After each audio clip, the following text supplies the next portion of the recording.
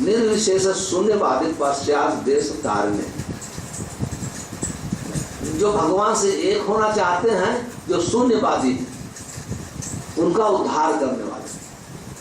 तो श्री प्रभुपाद जी अपने तात्पर्य में लिखते हैं बहुत सुंदर ढंग से, जीवन की इन 3 अवस्थाओं से छुटकारा पाने के लिए प्रमाणिक गुरु के निर्देश में भगवान की शरण ग्रहण करना और भक्तिमय जीवन के नियम तथा विधि विधानों का पालन करना आवश्यक है। यदि इस 3 अवस्थाओं से कोई छुटकारा पाना चाहता है, मुक्त होना चाहता है, केवल भगवान के परम भक्तों की कृपा से, उनके मार्गदर्शन में यदि आध्यात्मिक जीवन का अभ्यास करता है, तभी परम भक्तों की कृपा से मुक्त हो सकता है, नहीं तो बहुत ही मुश्किल है, बहुत ही मुश्किल है। इसलिए जो मनुष्य जीवन का उद्देश्य है भगवत प्रेम प्राप्त करना, जब तक भगवान के परम भक्तों की कृपा नहीं होती है, तब तक वो भगवत प्रेम प्राप्त नहीं कर सकता, ये हो ही नहीं सकता। जब तक भगवान के परम भक्तों की कृपा नहीं होगी, तब तक वो भगवत गीता का जो उद्देश्य है वो समझ नहीं सकता। जैसे भगवान कहते हैं सर्वधर्मान् परित्यज्य मामेकं शरणं व्रज, वो भगवत कृपा के बगैर जो भगवान का उद्देश्य है, हमारा शरण लीजिए, उनकी भक्ति करिए। यहाँ इस श्लोक में कहते हैं मद भावम आगता, वो ऐसे व्यक्ति जो वीत राग भय क्रोध है, जो भौतिक आसक्ति, भौतिकता से भय और क्रोध से मुक्त हो चुके हैं, ऐसे व्यक्ति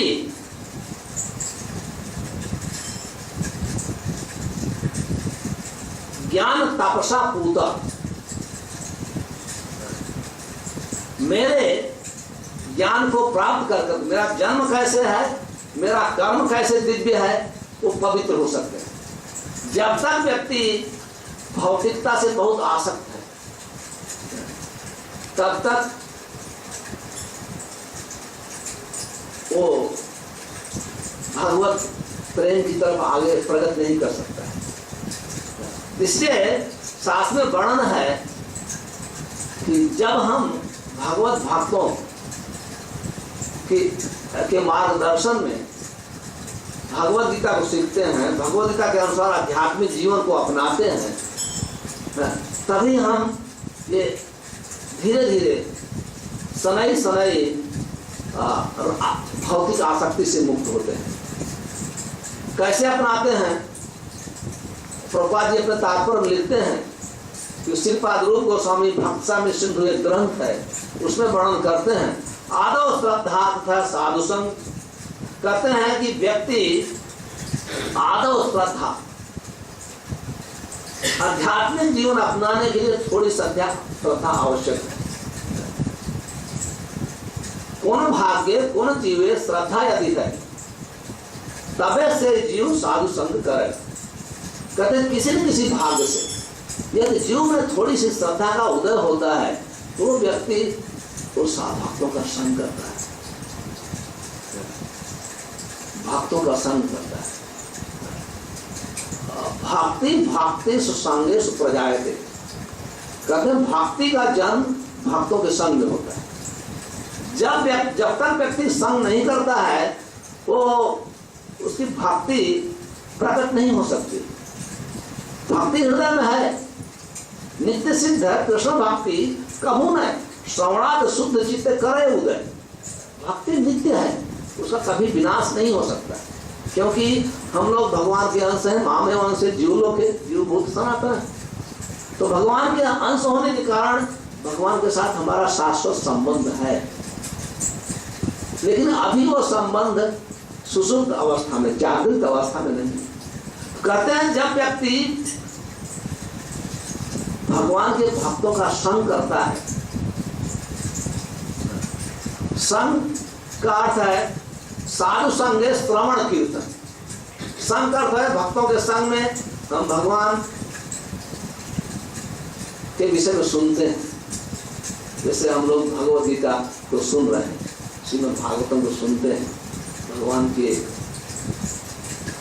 नाम की महिमा को, भगवान के रूप की महिमा के, गुणों की महिमा को सुनते हैं। तो जब हम भगवान के महिमा को सुनते हैं तो जीव स्वाभाविक रूप से जब भगवान की महिमा को सुनता है, गुणों को सुनता है, तो भगवान की तरफ आकर्षित होता है, आकर्षण बढ़ता है, क्योंकि जीव का भगवान के साथ संबंध है। श्रवणाद शुद्ध चित्ते करय उदय, यानी हम शुद्ध चित्त से भगवान के विषय में सुनते हैं तो हमारा प्रकट होता है, ये प्रकट होता है, भक्ति प्रकट होती है। श्रीमद् भागवतम वर्णन है, प्रथम स्कंद दूसरे अध्याय में वर्णन, प्रविष्ट कर्ण रंधेन स्वानाम भाव स्तरोरु। जब हम भगवान की शिक्षाओं के, भगवान के नाम को, भगवद गीता की शिक्षा को जब हम कान से सुनते हैं, हृदय में प्रवेश करता है तो हृदय शुद्ध होता है। श्रवन्ताम सभया नित्यम गणतस्य स्वचेष्टम कालेन नाद दीर्घेन भगवान विस्ते हृदय। कहते हैं श्रवन्ताम श्रद्धया नित्यम, श्रद्धा से वही शब्द आया है जब हम श्रद्धा पूर्वक, श्रद्धा किसको कहते हैं? श्रद्धा का अर्थ है कि श्रद्धा शब्द विश्वास कहे सुदृढ़ निश्चय, कृष्ण भक्ति कैले है सर्व कर्म कृत। कहते हैं ऐसा विश्वास होना चाहिए जो भगवान कृष्ण की भक्ति है, ये सबसे महत्वपूर्ण कार्य है। ये भक्ति करने से हमारे जीवन में संपूर्ण समस्याओं का समाधान हो जाएगा। सर्व कर्म कृत है, हमारे जितने कर्म हैं हम सब कर लेते हैं। हर व्यक्ति यहाँ अपने अपने कर्तव्य से बंधा हुआ है, ड्यूटी बाउंड है। हम लोग का कर्तव्य है अपने माता पिता के साथ के प्रति, देवताओं के प्रति, ऋषियों के प्रति, पृथ्वी के प्रति, देवर्षि भूतृप्त नृणाम पितृणाम नामैच राजन, गवर्नमेंट के प्रति हम लोग ड्यूटी बाउंड है, हमारा कर्तव्य है। हम ऋषियों महर्षियों से बहुत कुछ ले रहे हैं, उनकी शिक्षाओं को ले रहे हैं, पृथ्वी से हम लोग ले रहे हैं भोजन। पृथ्वी हमारे जीवन की जितनी आवश्यकताएं हैं सब पृथ्वी से निकलती है, इसलिए पृथ्वी को माँ कहते हैं। हर जितनी भी आवश्यकताएं मनुष्य की हैं सब पृथ्वी से उत्पन्न होती है, इसलिए पृथ्वी को एक माँ कहते हैं। तो हमारी तो कहने का अर्थ है हमारे ऊपर कितने कर्ज हैं। देवता लोग हैं, बारिश करते हैं समय पे, गर्मी होती है, ठंडी होती है, हवा चलती है। हम लोग समय तक लोग भौतिक शिक्षा के प्रभाव में आके कहते हैं वो देखते नहीं है देवी देवताओं को, सब देख नहीं सकते हैं, इसलिए सोचते हैं कि नहीं कोई कंट्रोलर नहीं है, इनका इनको कोई नियंत्रण करने वाला नहीं। ऐसा नहीं है, ये संसार ऑटोमेटिक नहीं चलता है। हर चीज भगवान और भगवान के प्रतिनिधि के नियंत्रण में चल रहा है। तो कहते हैं कि ऐसा विश्वास होना चाहिए कि कृष्ण भक्ति कैले है सर्व कर्म कृत है। यदि भगवान कृष्ण की भक्ति करते हैं तो हमारा जितना भी कर्तव्य है, देवर्षि भूतृप्त नाम राजन सर्वात्मना शरणम शरणम गतो मुकुंदम पर। अगर हम भगवान कृष्ण की शरण ले लेते हैं तो हम लोग का संपूर्ण कर्तव्य पूरा हो जाता है। वास्तव में अगर देखा जाए तो कभी कभी भक्तों को भी दिखाई नहीं देता है कि हमारा कैसे कर्तव्य पूरा होगा, वो देख नहीं पाते हैं, क्योंकि हम लोग ऐसी शिक्षा लिए हैं कि जो देखें उस पर ही विश्वास करें, जो देखें उस पर विश्वास करें। लेकिन हम लोग को अपनी आँख की अपूर्णता का पता नहीं है अपनी आंख की अपूर्णता का ज्ञान नहीं है, हमारी आंख कितनी अपूर्ण है। तो इस प्रकार से जब श्रद्धा होती है, जब श्रद्धा का जन्म होता है, तब व्यक्ति तब उसकी निष्ठा बढ़ती है।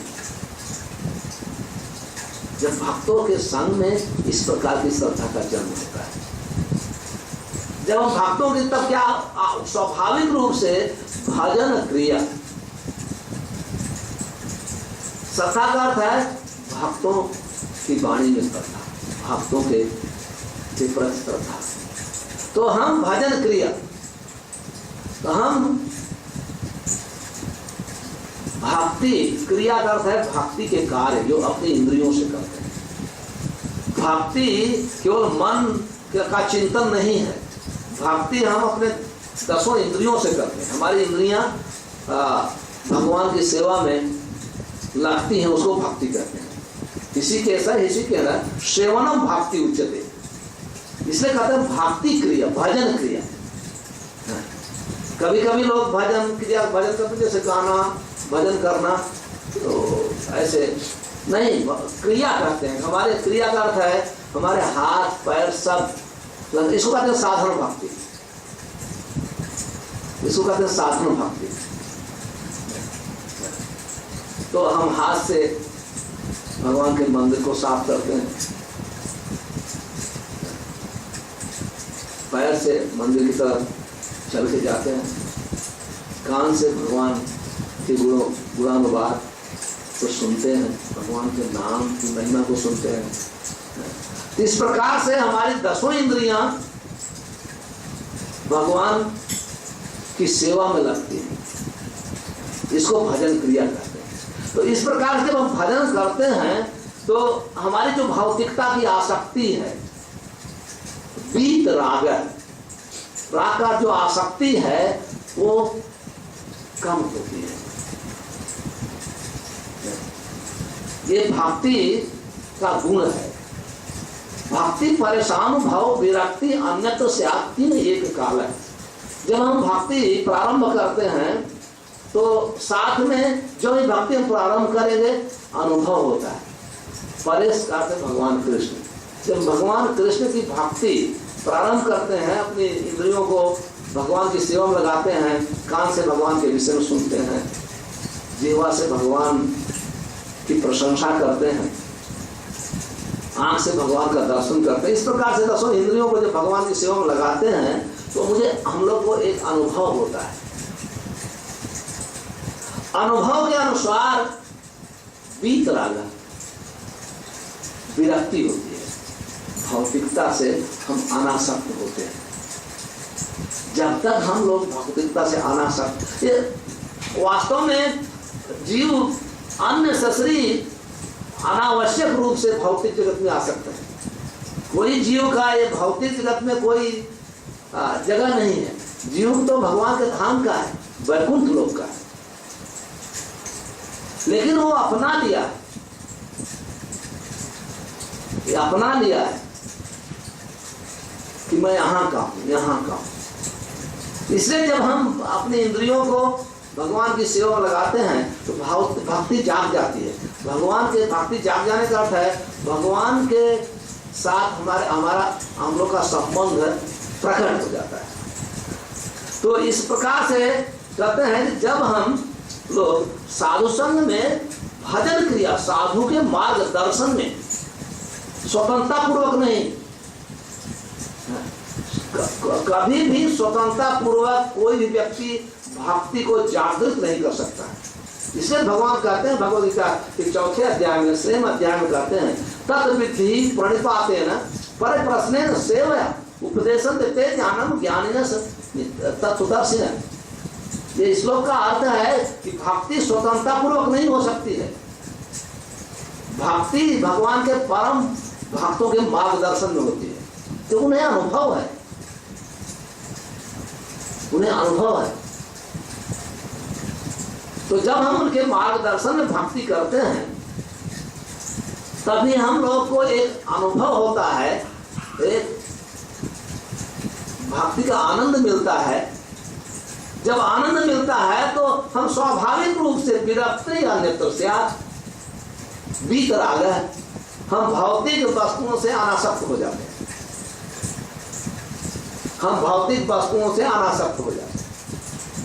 उसके लिए परिश्रम नहीं करते हैं, ज्ञानी की बात, योगी की बात परिश्रम करने की आवश्यकता नहीं होती है।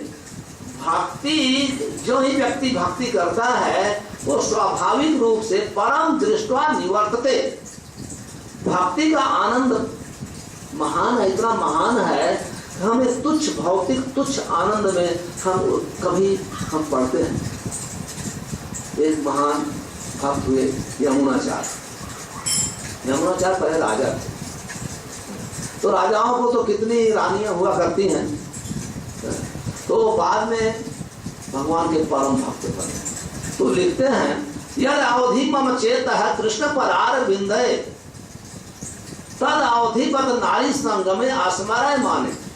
कहते हैं जब वो अपना अनुभव बता रहे हैं कि जब से मैं भगवान कृष्ण, जिनका नाम मुकुंद है, जब से उनके चरणों की शरण लिया हूं और मुझे इतना आनंद आता है उनकी सेवा से, कभी मैं जब स्मरण करता हूं कि हमारे भूतकाल के जीवन को कि किस प्रकार से रानियों के साथ हमारा आनंद था, तो मैं उस आनंद पर थूकता। आज भौतिक जगत में उसी आनंद, वही आनंद केंद्र बिंदु है। हर व्यक्ति भौतिक आनंद की पूजा करता है और दिन रात परिश्रम करता है, दिन रात निद्रा ये नक्तम बवाय न चल दिवाचार थे सुराजन कुटुंब भरने न कहते हैं वो प्रतिदिन दिन भर परिश्रम करता है, सुबह से उठता है शाम तक धन अर्जन करता है केवल इंद्रिय सुख के लिए। तो वही व्यक्ति जब भगवान की शरण में आता है उस आनंद को तुच्छ समझता है, वो संपूर्ण आसक्ति से मुक्त हो जाता है। और जब ये संसार में हर व्यक्ति भयभीत है कि ये भौतिक आनंद छूट जाएगा, वो छोड़ना नहीं चाहता है, इतना आसक्त है और इतना परिश्रम करके, इतना दवा के द्वारा, बहुत योगा के द्वारा, आजकल योगा भी हम लोग करते हैं व्यक्ति के लिए, हेल्थ को अच्छा मेंटेन करता है, वो आनंद आपको दूर से न जाए। और जब वो आनंद नहीं मिलता है बहुत क्रोध आता है, लेकिन उसे पता नहीं है इस भौतिक आनंद के परे एक दिव्य आनंद है जो भगवान के साथ संबंध स्थापित करने के बाद प्राप्त होता है, जो भगवान के साथ संबंध स्थापित करने के प्राप्त होता है। उसे ज्ञान नहीं है, ये ज्ञान नहीं है। तो ये भक्ति के लिए स्वाभाविक है। ये आनंद, जब दिव्य आनंद अनुभव भक्तों के संग में जब हम भक्ति का अभ्यास करते हैं तो एक दिव्य आनंद प्रकट होता है, ये भक्तों के संग से। इसलिए कहते हैं सिस्टमेटिक जो भक्ति करते हैं, जो भक्तों के मार्गदर्शन में भक्ति करते हैं, कहते हैं जब वो भजन क्रिया का अर्थ है हरे कृष्ण महामंत्र का जप करते हैं और नियम पालन करते हैं, तो भक्तों के संग में, उनके मार्गदर्शन में व्यक्ति हरे कृष्ण महामंत्र का जप करता है तो उसको भजन क्रिया कहते हैं। ततो अनर्थ निवृत्ति स्यात्। तो हमारे जीवन में अनर्थ का अर्थ है जो हमारे जीवन में उपयोगी है, अनर्थ का अर्थ है जो हमारे जीवन में जिसकी कोई आवश्यकता नहीं। हम लोग समझ सकते हैं कि अपने जीवन में बहुत ऐसी वस्तुओं को हम लोगों ने स्वीकार कर लिया है जिसकी कोई आवश्यकता नहीं, अननेसेसरी कोई, और उस आवश्यकता नहीं है, लेकिन उसके लिए हम लोग कितना परिश्रम करते हैं उस वस्तु को मेंटेन करने के लिए, रखने के, वास्तव में आवश्यकता नहीं है। जैसे जीवन में अति आवश्यक आवश्यकता, आवश्यक आवश्यकता और विलासितापूर्ण आवश्यकता, 3 प्रकार की आवश्यकताएं होती हैं। तो हम लोग अपने जीवन में हमेशा ये चाहते हैं कि हमारे जीवन में हमारी विलासितापूर्ण आवश्यकताएं पूरा हो,